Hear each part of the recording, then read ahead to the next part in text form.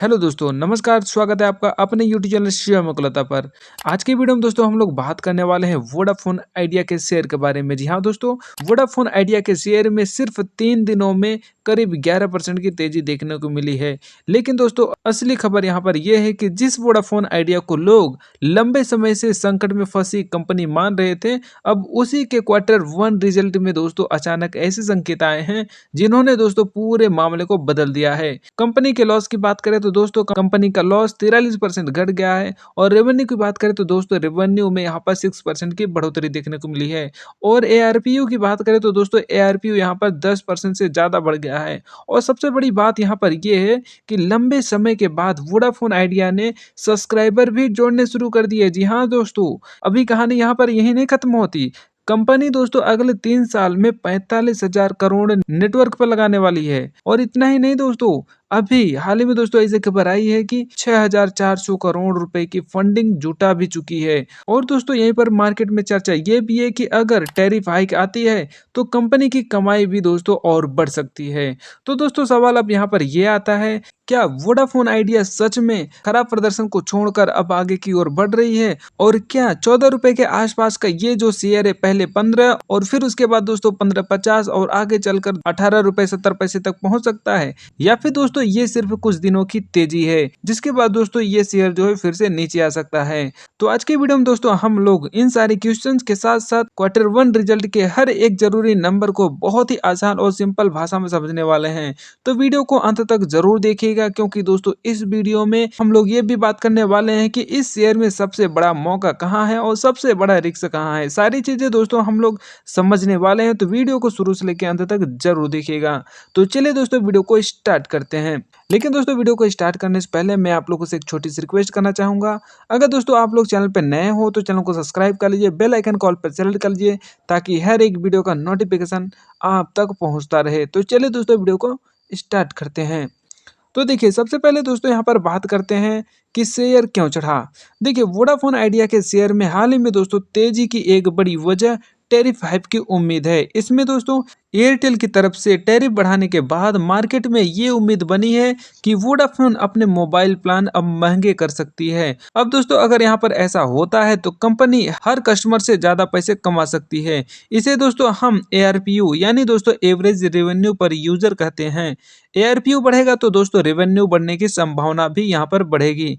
लेकिन दोस्तों इस बार वोडाफोन आइडिया की कहानी सिर्फ यहाँ पर टैरिफ हाइक तक सीमित नहीं है। इसमें दोस्तों Q1 फाइनेंशियल ईयर 2027 के रिजल्ट के कुछ अच्छे संकेत भी देखने को मिले हैं।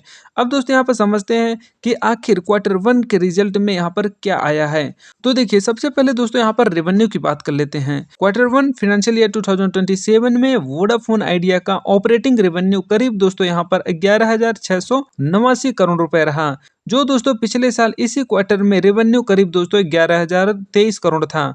ठीक है, यानी दोस्तों रेवेन्यू में करीब यहाँ पर 6% की ग्रोथ देखने को मिली है। अब दोस्तों यहाँ पर आते हैं सबसे बड़े नंबर पर यानी नेट लॉस की। देखिए पिछले साल दोस्तों Q1 यानी इसी क्वार्टर में दोस्तों कंपनी का जो लॉस था वो करीब दोस्तों 6,608 करोड़ था और इस बार दोस्तों घटकर यहाँ पर 3,754 करोड़ हो गया है। यानी दोस्तों नेट लॉस में करीब यहाँ पर 43% की कमी देखने को मिली है। लेकिन दोस्तों ध्यान रखिए, इसका मतलब यहाँ पर ये नहीं हुआ कि वोडाफोन आइडिया अब प्रॉफिट में आ गई है। ऐसा यहाँ पर दोस्तों बिल्कुल नहीं है। कंपनी दोस्तों अभी भी लॉस में है। हाँ, लेकिन दोस्तों लॉस इतना कम होना एक पॉजिटिव सिंगल यहाँ पर जरूर देखने को मिलता है। ठीक है, अब दोस्तों यहाँ पर बात करते हैं इडिप्टा की। तो देखिए इडिप्टा भी दोस्तों एक इंपॉर्टेंट नंबर है। वोडाफोन आइडिया का इडिप्टा करीब 5,034 करोड़ रहा और इसमें साल दर साल की बात करें तो 9.1% की ग्रोथ देखने को मिली है। मतलब दोस्तों कंपनी के कोर बिजनेस से होने वाली ऑपरेटिंग अर्निंग में भी यहाँ पर इंप्रूवमेंट देखने को मिला है। यानी सिर्फ शेयर की कीमत नहीं बढ़ी है, कंपनी के बिजनेस नंबर में भी दोस्तों यहाँ पर बहुत कुछ सुधार देखने को मिल रहा है। अब दोस्तों सबसे बड़ा जो पॉजिटिव सिंगल है वो यहाँ पर सब्सक्राइबर्स की है। तो देखिए वोडाफोन आइडिया का सब्सक्राइबर बेस भी करीब 13.31 करोड़ हो गया है और लंबे समय के बाद कंपनी ने एक क्वार्टर में नेट सब्सक्राइबर एडिशन दर्ज किया है। यानी दोस्तों इस बार कंपनी ने सिर्फ ग्राहक नहीं खोए हैं बल्कि दोस्तों नए ग्राहक यहाँ पर जोड़े हैं। ठीक है, और ये वोडाफोन आइडिया के लिए इसलिए इम्पोर्टेंट है क्योंकि पिछले साल काफी समय से सब्सक्राइबर लॉस कंपनी की बड़ी समस्या रही है और अगर दोस्तों आने वाले क्वार्टर्स में सब्सक्राइबर लगातार बढ़ते रहे तो दोस्तों वोडाफोन आइडिया के लिए ये एक बहुत ही बड़ा पॉजिटिव ट्रिगर बन सकता है। अब दोस्तों यहाँ पर बात करते हैं ARPU की, जिसमें दोस्तों 10% की बढ़ोतरी है और इसका क्या फायदा होता है आइए जानते हैं। तो देखिए वोडाफोन का ARPU बढ़कर दोस्तों 195 हो गया है, मतलब ईयरली बाय ईयरली इसमें करीब 10.2% की ग्रोथ हुई है। सिंपल भाषा में अगर हम समझें इसे तो कंपनी का हर कस्टमर अब पहले के मुकाबले ज्यादा रेवेन्यू जनरेट कर रहा है। अब अगर दूसरी तरफ सब्सक्राइबर भी बढ़ते हैं और ARPU भी बढ़ता है तो कंपनी के रेवेन्यू पर दोस्तों इसका डबल फायदा हो सकता है। यही चीज दोस्तों वोडाफोन आइडिया के लिए सबसे ज्यादा इंपॉर्टेंट है। अब दोस्तों यहाँ पर बात करते हैं नेटवर्क पर 45 करोड़ का जो बड़ा इन्वेस्टमेंट है इसकी। तो देखिए वोडाफोन आइडिया ने दोस्तों अगले 3 साल में अपने नेटवर्क पर करीब 45,000 करोड़ खर्च करने का प्लान बनाया है और Q1 कंपनी ने करीब दोस्तों 1930 करोड़ का कॉपेक्स किया है। इतना ही नहीं दोस्तों, करीब 9,000 करोड़ के नेटवर्क इक्विपमेंट ऑर्डर भी दोस्तों प्लेस कर दिए गए हैं।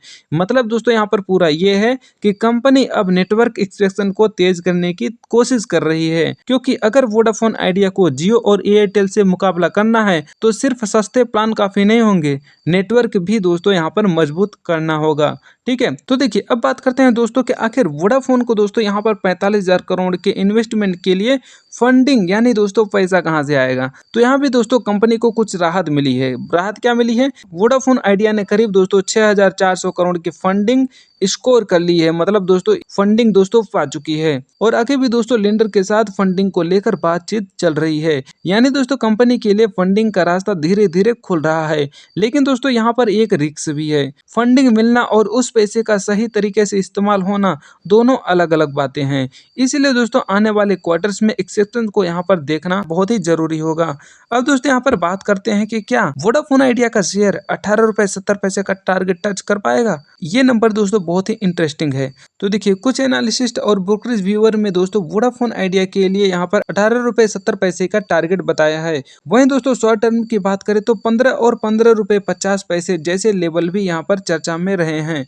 लेकिन दोस्तों यहाँ पर एक बात हमेशा याद रखिए, टारगेट प्राइस कोई गारंटी नहीं होता है और अगर वोडाफोन आइडिया के सब्सक्राइबर बढ़ते हैं, ARPU बढ़ता है, टेरिफ हाइप आती है, नेटवर्क एग्जीक्यूशन तेजी से होता है और फंडिंग की समस्या दोस्तों कंट्रोल में रहती है तो शेयर में दोस्तों आगे चल के अपसाइड की ओर संभावना बन सकती है। लेकिन दोस्तों अगर सब्सक्राइबर ग्रोथ रुक गई या फिर दोस्तों फंडिंग या फिर एग्जीक्यूशन में समस्या आई तो दोस्तों शेयर में गिरावट भी यहाँ पर आ सकती है। अब दोस्तों यहाँ पर समझते हैं कि क्या गवर्नमेंट की हिस्सेदारी जो है 49% हो गई है। तो देखिए ये जो बात है दोस्तों वोडाफोन आइडिया को बाकी टेलीकॉम कंपनी से अलग बनाती है, क्योंकि दोस्तों इस कंपनी में भारत सरकार की हिस्सेदारी करीब यहाँ पर 49% बताई गई है। लेकिन दोस्तों इसे देखकर ये मत समझिए कि सरकार की हिस्सेदारी ज्यादा है इसलिए दोस्तों शेयर अपने आप ऊपर जाएगा। आखिरकार दोस्तों वोडाफोन आइडिया को अपना बिजनेस खुद सुधारना होगा, रेवेन्यू खुद बढ़ाना होगा, सब्सक्राइबर खुद बढ़ाने होंगे और सबसे जरूरी चीज लॉस को धीरे धीरे दोस्तों प्रॉफिट में बदलना होगा। तो दोस्तों वोडाफोन आइडिया की जितनी भी बातें की आइए हम एक लाइन में उसको समझते हैं। तो देखिए वोडाफोन आइडिया की कंपनी अभी दोस्तों पूरी तरह से ठीक नहीं हुई है, लेकिन दोस्तों इसमें कई पॉजिटिव संकेत ऐसे जरूर दिखाई दिए हैं, वो भी एक साथ। इसलिए दोस्तों अगर आप वोडाफोन आइडिया को ट्रैक कर रहे हैं तो सिर्फ दोस्तों शेयर प्राइस मत देखिए, अगले रिजल्ट्स में दोस्तों इन 4 चीजों पर नजर जरूर बनाए रखिए। पहला दोस्तों सब्सक्राइबर बढ़ रहे हैं या नहीं। दूसरा दोस्तों ARPU 195 से आगे बढ़ रहा है या नहीं। तीसरा दोस्तों लॉस लगातार कम हो रहा है या नहीं। और यहीं पे दोस्तों चौथे की बात करें तो 45,000 करोड़ के नेटवर्क इन्वेस्टमेंट का एग्जीक्यूशन कैसा रहता है। ठीक है, अगर ये दोस्तों चारों चीजें लगातार बेहतर होती रहती हैं तो दोस्तों वोडाफोन आइडिया की टर्न अराउंड स्टोरी बहुत ही मजबूत हो सकती है। ठीक है, लेकिन अगर दोस्तों ये इंप्रूवमेंट रुक गई तो दोस्तों 18 रुपए 70 पैसे का टारगेट भी यहाँ पर मुश्किल हो सकता है। इसलिए दोस्तों असली सवाल यहाँ पर यह नहीं है कि वोडाफोन आइडिया का 15 रुपए या फिर 18 रुपए 70 पैसा कब जाएगा। असली सवाल यहाँ पर यह है दोस्तों कि क्या वोडाफोन आइडिया में आने वाले क्वार्टर्स में लगातार अपना बिजनेस सुधार पाएगी या फिर नहीं। ठीक है, और इसी सवाल का जवाब दोस्तों वोडाफोन आइडिया के अगले कुछ रिजल्ट्स देंगे। ठीक है, तो उम्मीद है दोस्तों आप लोगों को इस वीडियो से काफ़ी जानकारी आप लोगों को मिली होगी। अगर जानकारी आप लोगों को अच्छी लगी हो तो प्लीज़ वीडियो को लाइक कर दीजिए, और अगर आपके पास दोस्तों वोडाफोन आइडिया का शेयर है तो कमेंट में अपना एवरेज प्राइस ज़रूर बताइए कि आपने कब खरीदा था और कितने में खरीदा था। और हाँ, अगर दोस्तों आप लोग शेयर मार्केट फाइनेंस से रिलेटेड हर एक जानकारी रखना चाहते हैं तो चैनल को सब्सक्राइब कर लीजिए, बेल आइकन कॉल पर सेलेक्ट कर लीजिए ताकि हर एक वीडियो का नोटिफिकेशन आप तक मिलता रहे। तो चलिए दोस्तों, आज के लिए बस इतना ही। हम मिलेंगे नेक्स्ट वीडियो में, तब तक के लिए जय हिंद।